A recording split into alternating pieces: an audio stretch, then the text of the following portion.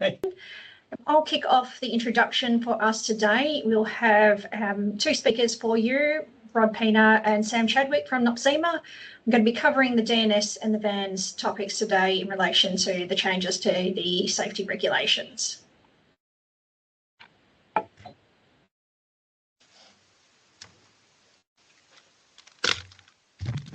Getting us going today. For those who haven't joined us for one of our safety sessions, online sessions before, we've been going through the different changes to the safety regulations, giving you a little bit more information from NOPSEMA about what the changes are and how we're looking to implement them. This session today is picking up onto that, and we'll have another two more sessions before in time for the June 12 release of the regulations. The topics so far have been the safety cases and critical systems and HSRs. You can view the previous versions of these sessions online. We'll have this one as well available on our website post the session. And if you have any further questions, you're always welcome to contact us here at NOPSEMA as well. The general overview of the two topics we're covering today. First is the mandatory design notification scheme, which is looking at allowing consultation with NOPSEMA on the design of production and CCS facilities. We're not accepting or rejecting of these notifications, but we provide advice. The second topic we're covering is the vessel activity notification scheme, the VANS, which is about operators being required to notify NOPSEMA when a vessel becomes or ceases to be a facility. Okay, so now I'm going to pass straight over to Rod, who is going to go through the design notifications for us. Thank you, Rod. Thanks, Amanda. Good morning, everyone. So what we'll be going through in this section, there'll be a fairly fast run through. There's a reasonable amount to cover under the design notification scheme. There will be a guidance note coming out before the scheme goes into effect. So what we really want to do here is just touch on the highlights. So what is a design notification? What does it apply to? When should it be submitted? And a bit of an overview of the content requirements. There's quite a bit in the regulations regarding content, so we're not going to go through that all the detail today. Key thing to note about design notifications is that they come before the safety case. So I'm sure we've all seen a sort of design spiral type graph.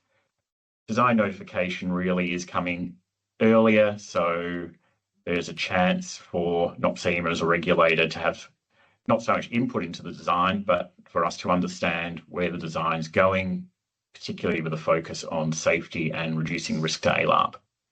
Next slide, please. If you go to thanks. So what is a design notification? Key thing really is it's all about demonstrating the concept and the design reduces risk to ALARP. So it's an early engagement with NOPSEMA at the beginning of the design detail. Well, we'll touch on timing. At the beginning of the design phase, purpose of the scheme provide for early engagement and to set regulatory boundaries within which to assess design concepts. And as I said, that key focus is on ALARP. Key thing to note is we do not accept or reject a design notification. Part of the process is we'll look at the design notification, assess it, and come out with a set of comments that are then later addressed in the safety case. And the safety case remains the permissioning document. So this doesn't in any way replace the safety case process, but is an added process. Next slide, please.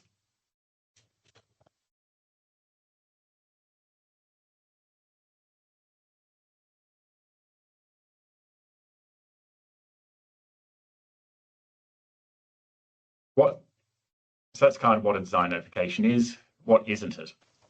It's not a process to arrive at an optimized design from the NOPSEMA side. We're not considering economics. So how you arrive at an economical design, optimized design, that remains with the designer. It doesn't concern environment and wells, except where there's a safety consequence. So as far as the design notification, the focus is on safety. when you do read the regulations, there is a brief mention of environment. It's a very high level mention, so don't, I guess, get confused and start thinking it has a large environmental crossover. That's not the intent. For those that might be familiar with other similar design notification schemes, the UK HSE or OIR, there are differences. So our one requires a level of details based on the information at the time of submission. So when we talk about content, I will touch on that again, but we do recognise that this is coming before the design process is completed. So there will be things that you can only address in principle, or as a philosophy, we're not expecting your design to be finalised when this is submitted. A key aspect of the regulations is a requirement that alternatives are described. So what we're looking for is an understanding of how you arrived at the design that you're proposing. And as always, the key focus is on demonstrating risk is reduced to ALARP.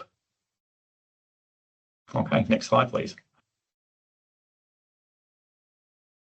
So what does it apply to? The regulations talk about new or significantly altered production facilities and greenhouse gas facilities. One thing to note is that the definition for design notifications is narrower than the definition of a facility under the Act. So not all things that are defined as facilities under the Act will require a design notification. So it's important to refer to the regulations for a clear definition. But essentially, for a new production facility, we're really looking at things that are permanently on location, producing oil and gas. Greenhouse gas facilities have a slightly wider definition. If you have a facility that's involved with greenhouse gas storage, transport, there's a few other things in the regulations, there's a good chance you'll be captured by the design notification requirement. Okay, next slide, please. What it doesn't apply to, so it doesn't apply to support vessels, doesn't apply to construction vessels, licensed pipelines, subsea tiebacks. Essentially, we really are looking at permanently located facilities. But if in doubt, please come and approach us for clarification. We're happy to discuss whether the facility will be covered or not. Okay, next slide. As well as new facilities, the regulations talk about significantly altered. So I believe there have been a few questions already about that. Significantly altered is fairly tightly defined in the regulations. So there must be a change in function.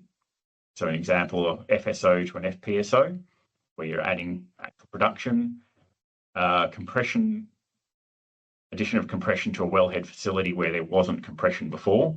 So again, adding production there. Or going from a production facility to a carbon capture and storage or greenhouse gas facility, which is probably the most likely one that will be captured, we expect. Brownfield activities on their own are not enough to require a design notification. So if you have an existing production facility, for example, and you're adding additional compression to the facility, there wouldn't be a requirement in that case for a design notification, as there's been no change in function of the facility. Saying that, that doesn't mean a change in the safety case won't be required, so that'll still be needed. And again, if in doubt, please ask NOPSEMA and we'll again happy to discuss whether that's required or not. Next slide, please. One of the ones I think that might present a bit of discussion and might need a bit of consideration will probably be a bit of a developing concept as we go along and the design notification gets used a bit more, is the timing of the submission. So the regulations don't give an explicit timing in terms of a particular date or timing sequence, but it does have a few requirements. So The submission has to be early enough that comments by NOPSEMA can be considered in the final design. So we're not looking at too late in the process where you wouldn't be able to change the design. Must be before construction. So that's a fairly clear requirement. And under one of the other regulations, when there is a selected concept. So that pretty clearly defines the requirement is after you've gone through your concept select phase, have a single concept that you're now working on, and that then can be described following the content requirements. When you go to the content requirements, there's a fair bit of detail in them. So at the time of submission, you need to be able to answer those fairly well. In terms of the timing requirement to allow comments to be addressed in the final design decision, what that really implies that once you come to the safety case submission, if something has been identified through the design notification process and we've raised a comment regarding it, we probably wouldn't be looking at accepting a response which would be that it would be now unreasonable to change the design to accommodate that comment. So we would be looking for a description of how you've addressed the comment to reduce risk to ALARP. Okay, next slide, please. One of the questions to address is the transitional arrangements. So the scheme starts on the 12th of June. We're still working through this internally to come to a final position, but the guidance at the moment is that if you've reached your final design decision prior to the 12th of June, then a design notification probably won't be required. If your project hasn't reached that stage and you make that decision after the 12th of June, then we'd be requiring a design notification.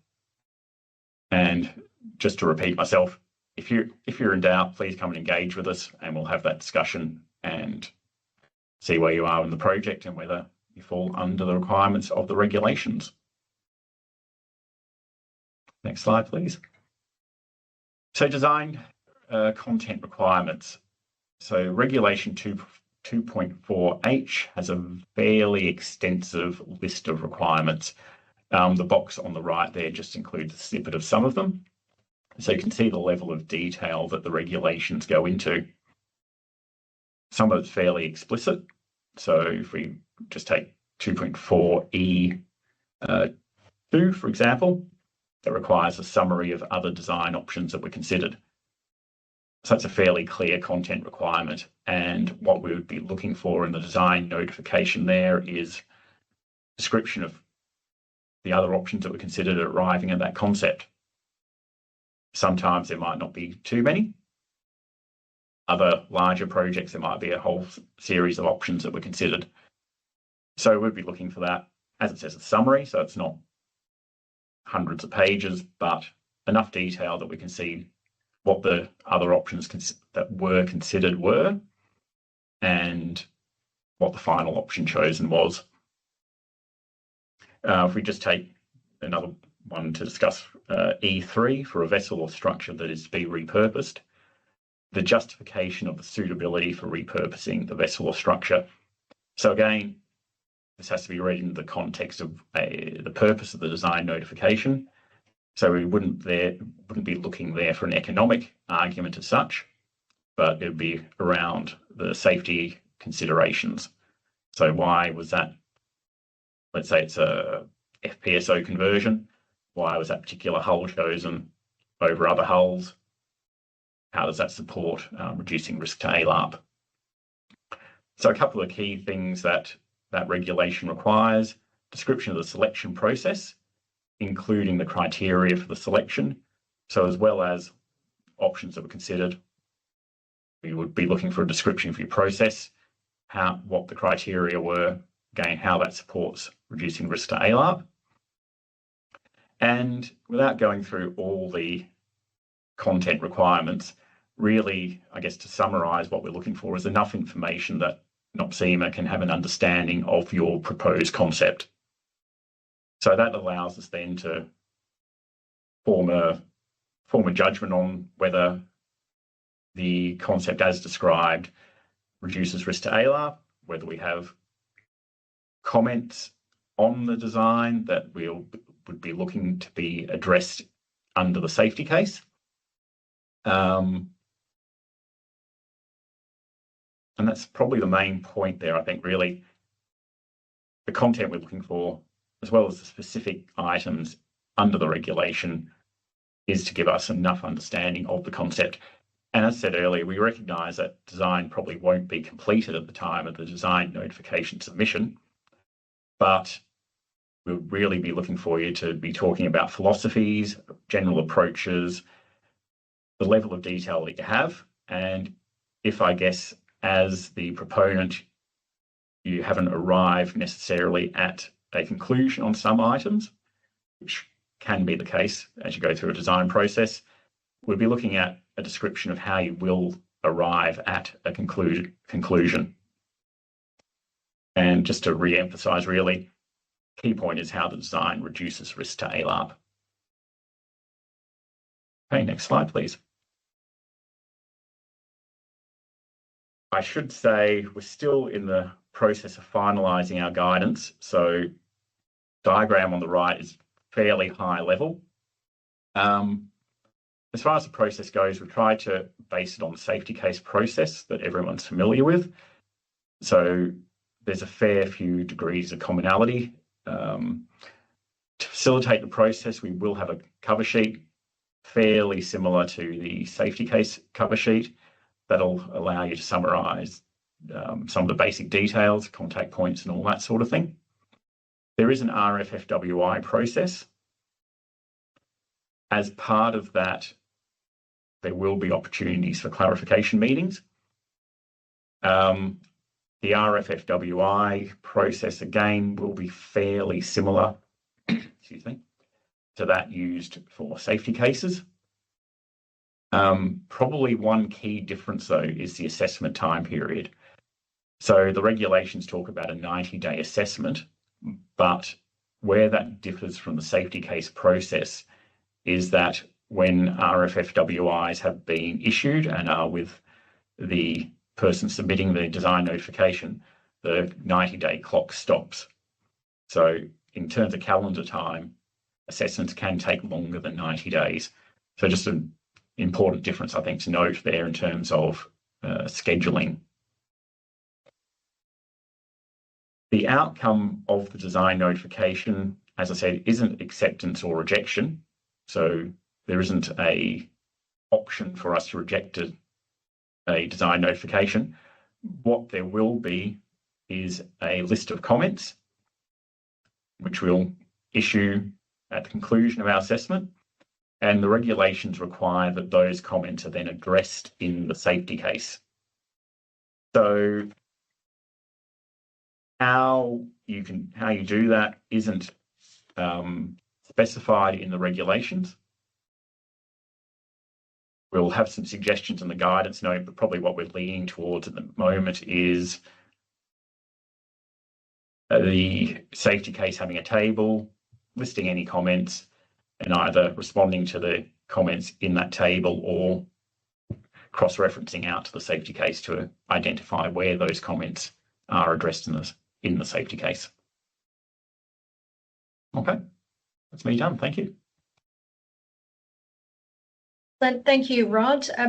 Any of the questions on design notifications we'll save to the end of the presentation. We'll do all the questions together. So moving on now to the vessel activity notification scheme, and I welcome in Sam Chadwick to take over. Thanks, Sam. Hi there, good morning. Amanda, do you want to flick? Yeah, thank you. So I'm going to talk briefly around the vessel activity notification scheme. It's somewhat more simple than the DNS, thankfully. So clause 83B of schedule 3 of the Act and regulations 2.42B and C require that when a vessel becomes a facility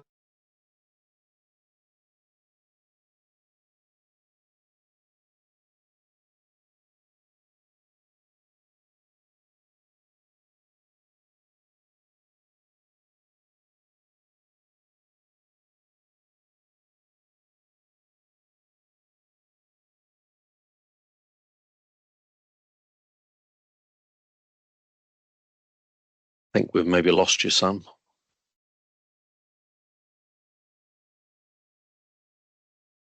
Sorry, just bear with us a moment, please. We've just had some tech issues go on.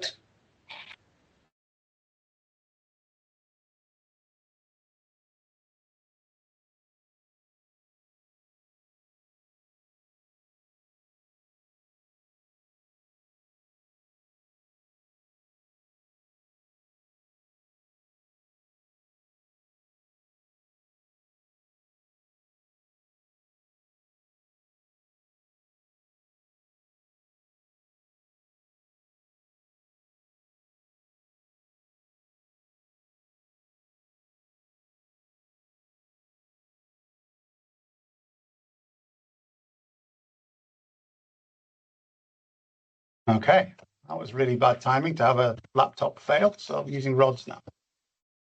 Amanda, can you nip onto the next slide, please? Sam, I might just get you to start again. I think we lost you right at the beginning of that. Oh, okay. Okay. So I'm going to talk about the vessel activity notification scheme. Clause 83B of Schedule 3 of the Act and Regulations 2.42B and C require that when a vessel becomes a facility or an AOP in relation to a facility or ceases to be, then the operator of the facility notifies NOPSEMA. So if you can, next slide, please. Okay, so the regulations are actually pretty good at explaining what, pretty detailed in what needs to be notified to us.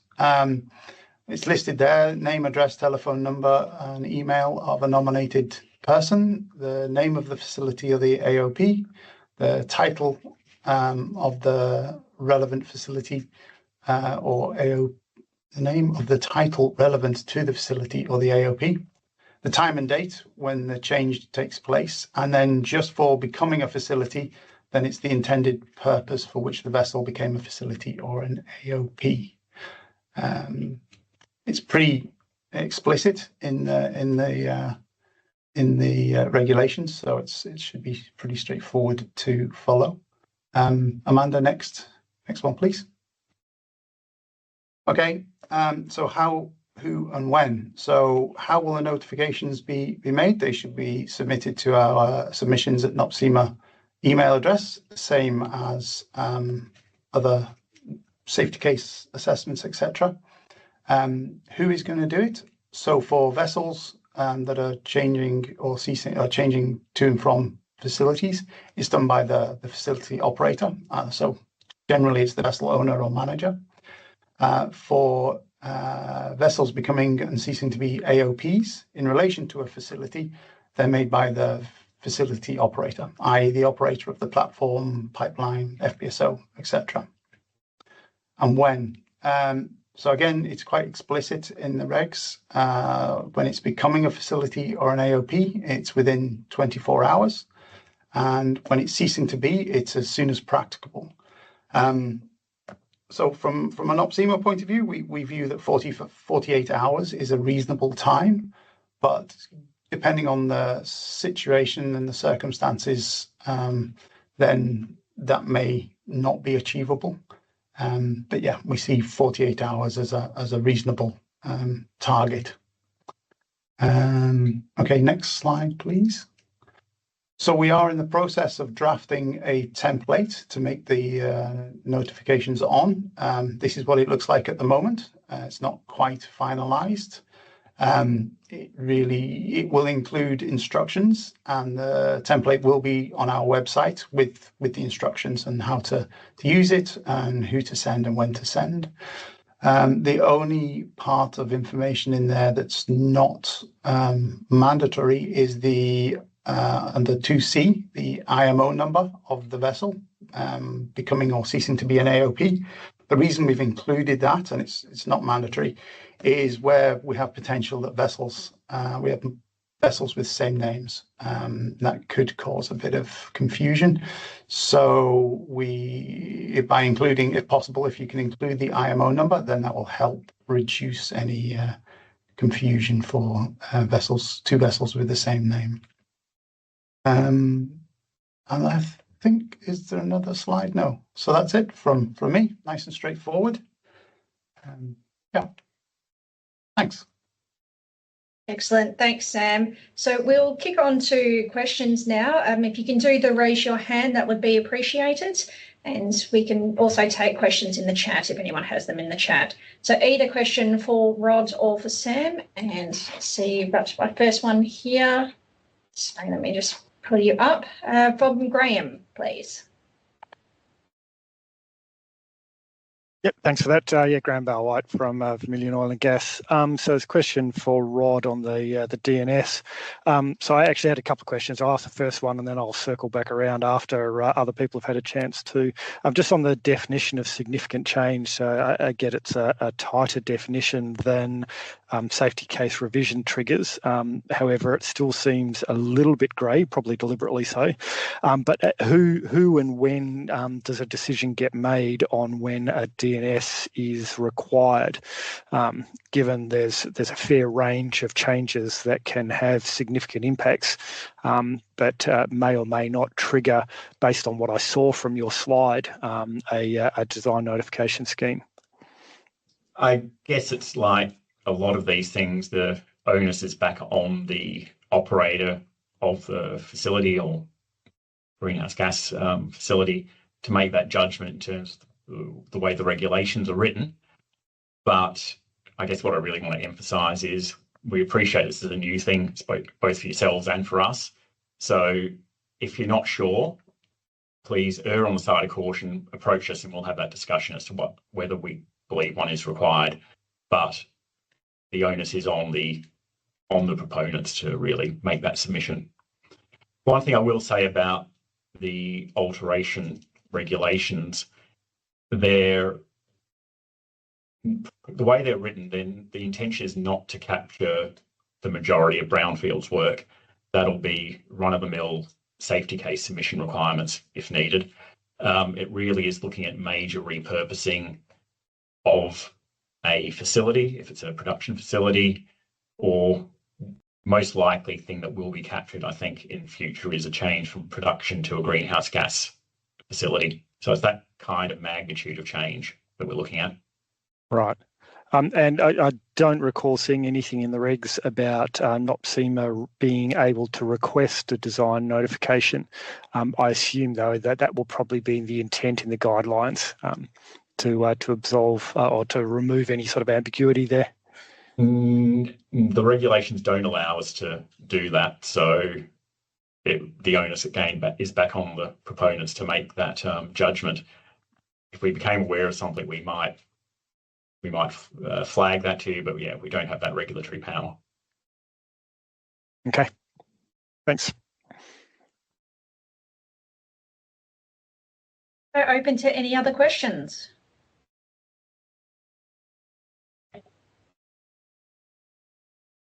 A question for Renee. Yeah, good morning. Renee from Allseas. My question is kind of similar to, or somewhat similar to DNS design notification scheme. For vessels that are currently having a safety case, and for whatever reason, the vessel moves overseas for another job, and during the hiatus where the vessel is not operating in Australian waters, and there was a design change in terms of, let's say, a battery storage systems that's been implemented and installed. And my question is, if that vessel returns to Australian waters for another project, would that notification scheme needs to be undertaken as well? Design notifications don't apply to vessels at all, so all right. Cool. Wouldn't be required. That probably would be captured under the safety case requirements, though. Yeah. So that being said, an addendum or such approach needs to be done before that. Cool. Yeah. Thank you. Rod, we'll go to a question in the comments, which is, what would the process be if operator wishes to challenge, engage further on the final comments made by NOPSEMA at the end of the DNS process. And additionally, the timeline of 90 days whilst a project is ongoing may be problematic, as unlikely a project would cease for that time. Just to take the first one, the regulations don't make any provision for challenging the comments. In terms of engagement, we will be looking at engaging when we issue RFFWIs. I should say with the RFFWIs, they're really going to be limited to clarification of information that's provided, or if you haven't provided some of the information required by the regulations. It won't be a process of us looking to improve, it's not the right word, to engage with the design itself through those engagement sessions. What essentially really the mechanism you'd have to challenge comments is through addressing them in the safety case. So if you fundamentally disagree with our comment, that's fine. What you'd need to do in the safety case is respond to the comment and really address how, in your view, the comment is, let's say it, incorrect, and how risk has been reduced to ALARP. The 90 days is really a limit on NOPSEMA in the sense that that gives us our timeline to develop our comments. As I said, it's likely to take longer than 90 days. We wouldn't expect the project to stop. Obviously, the project would be ongoing, design would be continuing. What I guess we would be looking for is, in terms of your submission, is early enough in your design process that you would have the opportunity to address comments either through design changes or through addressing them in the safety case. Thanks, Rod. We've got a question from Brendan. Hi, it's Brendan Fitzgerald from Vanguard Solutions. I'd just like to pursue the point that was just made in the previous question and answer. And I can understand the reason for going this way and having the opportunity for early input and avoiding problems with risks being built in when they could be eliminated early on. However, how this sits with a goal-setting regime could be problematic. And so presumably, if an operator disagrees with the direction of a comment, then they would be able to make that case in the safety case, which is what you just said. But the suggestion otherwise is that the inspector is putting themselves forward as a design expert, and they may not be. So really, I think there's an issue there, and I'd be interested in any further comment you might have on that. I think from the NOPSEMA point side is we have the regulations as they are. So part of our responsibility really is to make sure that our comments are appropriate. So we'll have our processes on our side in terms of our internal reviews and that sort of thing. What I guess one point I did make is we're not getting into optimizing design or all that sort of thing. It really is a focus on safety. So we're not going to challenge you to make up an example. If you want to use 3 cranes on your facility, we're not going to say, oh, it would be cheaper to use 2 cranes, that sort of thing. Unless there's an actual safety issue, looking at reducing risk to ALARP, again, we're not going to be prescriptive, and we're not going to be prescriptive in our comments either. We will, of course, refer to standards and that sort of things. If we think you're operating at variance to an established standard, we'd be looking for a description of how that is consistent with an ALARP principles. Can I just add, though, that design notification is not considering economics is one of the things you highlighted, but the basis of ALARP is economics. And an example that you gave was selection of a hull for conversion to an FPSO. and bar perhaps considering pump room activity, the selection of a hull is almost entirely on economics and availability. Fair point. I take your point. When I say economics, what I was trying to say, perhaps badly, is we're not looking at, from our side, trying to get if you come up with two alternatives and we can't see a difference in safety, we're not going to say, well, why did you do A instead of B? Because we think A is cheaper. So it's always, I completely agree that economics does come into the grossly disproportionate part of the ALARP requirements. So completely agree on that point.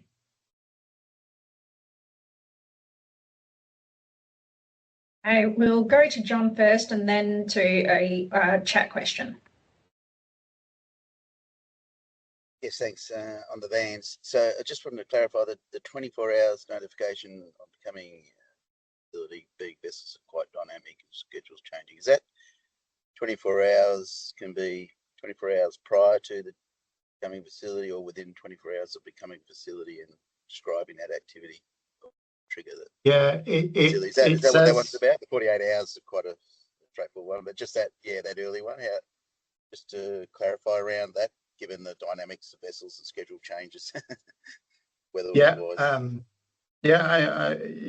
24 hours it's within 24 hours of becoming a facility, and that's the time that's set in the regulations. The 48 hours post the changing from a facility back to a vessel, or an AOP back to a vessel it's whenever it's as practicable. I just 48 hours seems like a reasonably good target, but it's not something we will hold you to. But the 24 hours on becoming a facility is mandated in the regs. Okay, just an extension of that, given some of the activities like preparing to be a facility, it's a facility activity.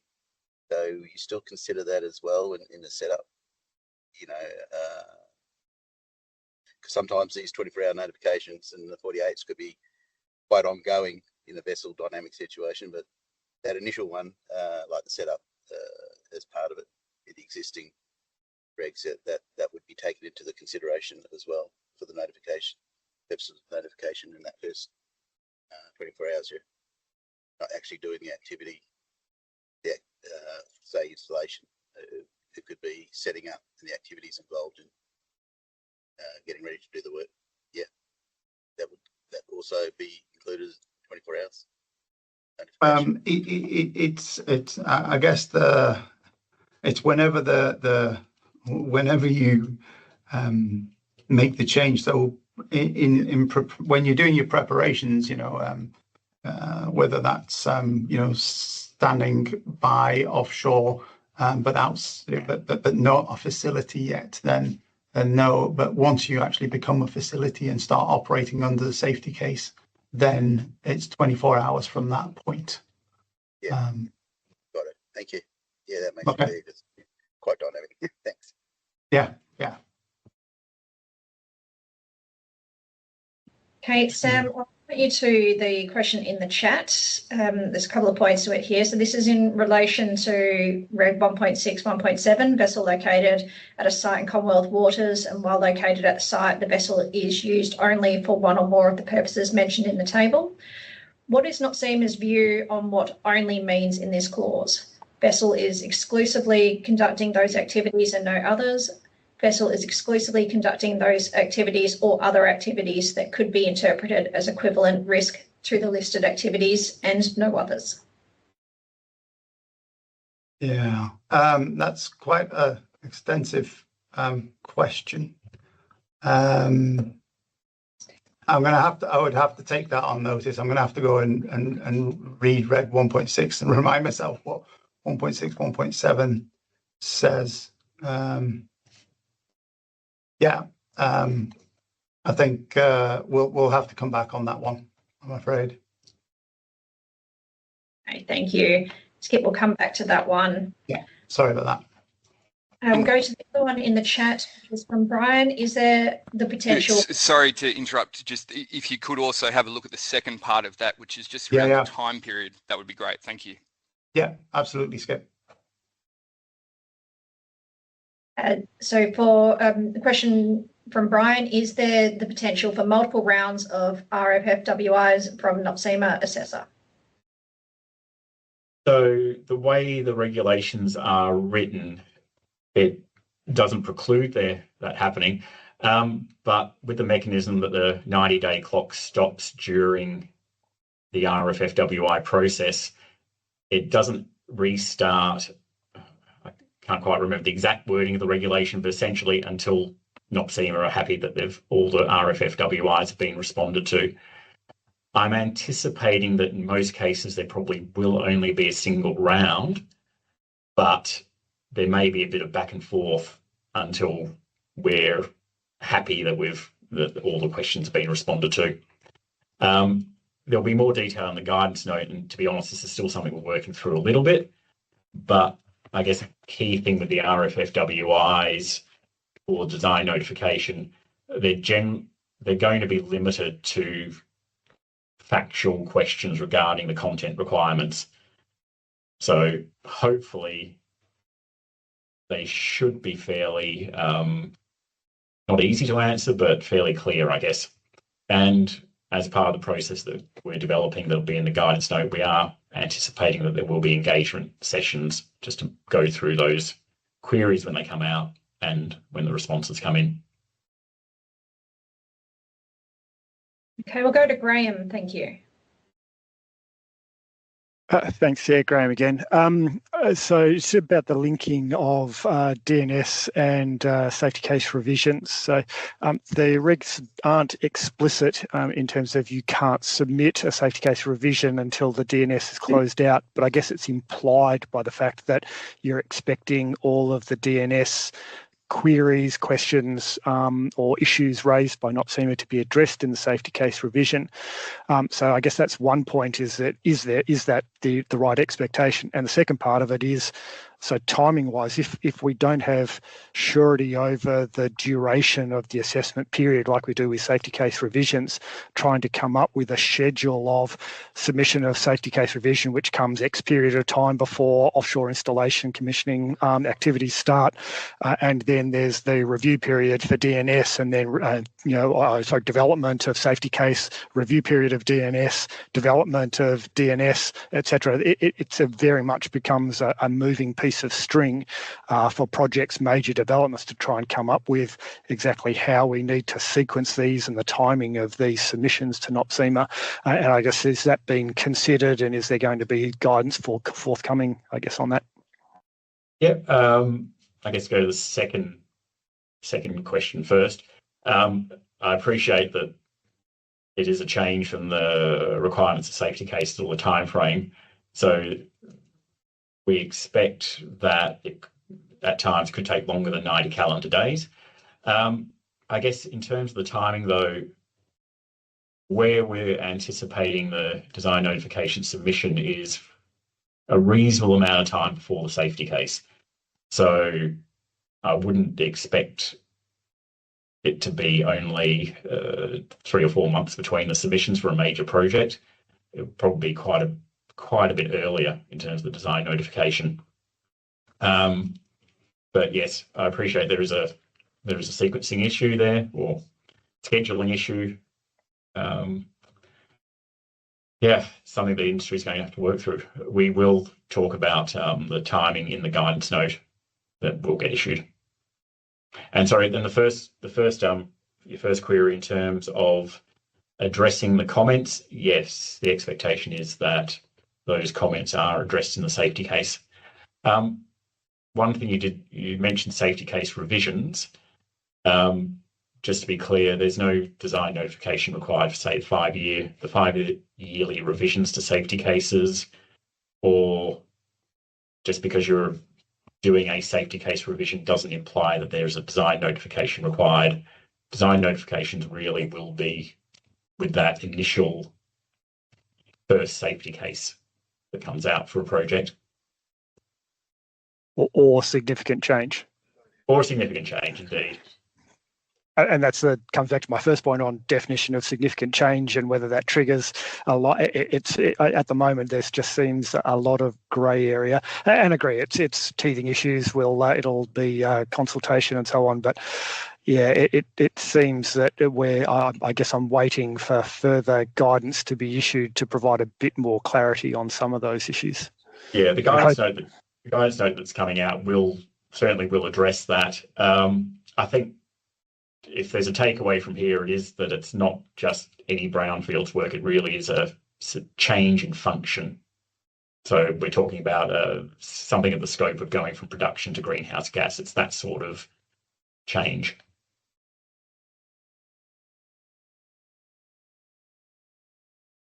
Okay. Rod, while you're talking about the 90 days one, there was another one in the chat. Again, with the 90 days, plus this will introduce the project a significant uncertainty.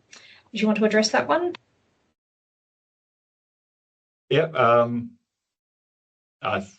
take that comment on board. Yes, we won't be, if we have a fundamental challenge to something that you've done on the design side, it will be going through significant internal review and consideration before we made that point. Thank you. John, you've got your hand up as well. Yeah, I also meant to mention the AOP notification as well, Sam. So generally, when you're not associated offshore place, you may be a facility not operating facility or not have a safety case at all.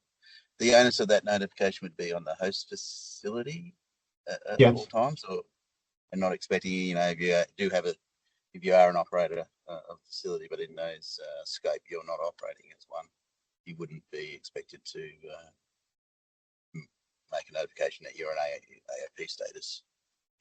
It'd just be the host facility. Yeah. Correct. So for AOPs, it's the operator of the as you say, the host facility, the operator of the facility with the safety case for which the vessel is operating under as an AOP. Yeah. Thank you. Yeah. And we'll go to Skip. Sorry, just back on the DNS and wanting to understand, clarify my understanding of the timing there. So the operator puts in the design notification, there's the 90 days of RFFWI. For a safety case, the RFFWI is in the form of questions, and there's then an acceptance of the answers by the operator. Is it going to be a similar format for the DNS? And if so, does that then mean that you sort of provide your answers, you then go through FID into your execute phase, months, sometimes years later, you submit your safety case, and that's when you get a clear answer that your answers were or were not good enough? Am I understanding that? General direction, yes. So the RFFWI process is going to be built similar sort of format to the safety case one. So there will be questions. The RFFWIs themselves will be more questions regarding the content requirements. So if the content requirement talks about providing mid-ocean data, if we think there's something missing in the data provided, we'll issue an RFFWI. The RFFWIs won't be around the final comments that we issue. So a little bit of difference there. The final comments will be issued at the end of the assessment period, and then they get addressed by yourselves in the subsequent safety case. Taking your other point, I guess, in terms of there can be potentially large separation delays because the project gets late or just because of the time it takes for a major project development to happen. I think that's still an issue we're kind of working through a bit internally here. It is a difficult one. I anticipate that at times something that is stated in the design notification may change. I think pragmatically you'd need to then address that in the safety case and talk about how what the change is and how risk is still reduced to ALARP. And I guess one thing to point out, there will be opportunities to engage before the safety case submission as well, as there currently is. So, if as the proponent there's a major change, approach us and we'll discuss it and talk about the best way to deal with it at the time. Thanks for that. And sorry, just to clarify, so it's the comments at the end that will relate to aspects around the ALARP nature of the design concept selection rather than Yes. the RFF-WI questions. Correct, yes. So where your chance to demonstrate risk is reduced to ALARP is still in the safety case. Okay. Okay, so we've got a couple more questions in the chat. So the first one is about, does NOPSEMA have the necessary resources in terms of expertise and numbers to carry out these forms of design reviews? Is there an intention to utilise specialist contractors? Yes, we do. I guess we'll make sure we have the appropriate resources required for the assessment. And the second one here, Rod, I'm not sure if these are ones you want to take on notice. I'm looking for some confirmation against specifics in the regulations. I think there's quite a few there. I think I'll take those on notice and hopefully they're all addressed in the guidance note that will come out.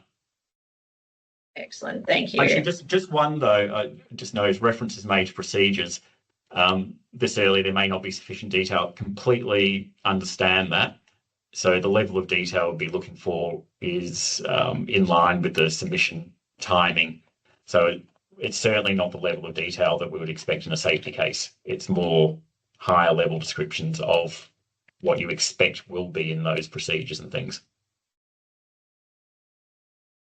Excellent. Thank you, Rod. We'll go to, if there's any more questions, we'll take one or two more questions and then wrap up for today.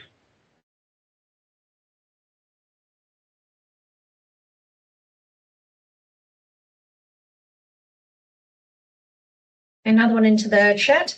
What was lacking in industry's approach up to now that has driven the need for this? I assume you mean design notifications, not VANS. I'm going to run away screaming from that one. I wasn't involved in the lead up. So I'm sure there's a history there, but I'm not aware of it. Okay, and we've got one more question from Michael. Hi, Michael Rawson from Petro Marine. I just have a more, I guess, general question about NOPSEMA's guidance in relation to the regulations and if there is a timeline for those coming out. I'm probably not alone amongst my peers here that are checking your website daily to find guidance on how we're going to address the new regs in all our upcoming submissions. So I was just kind of curious if there is an actual timeline from NOPSEMA on when these may be available.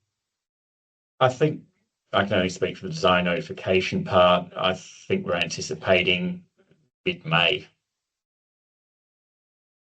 Mid-May, okay. Thank you. So a good segue there for me to jump in with the final part of our slides. Just bear with me while I start my sharing screens again.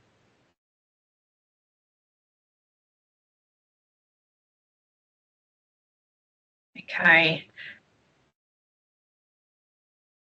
So in terms of getting more information out to you, as you have mentioned, we are updating things on the website.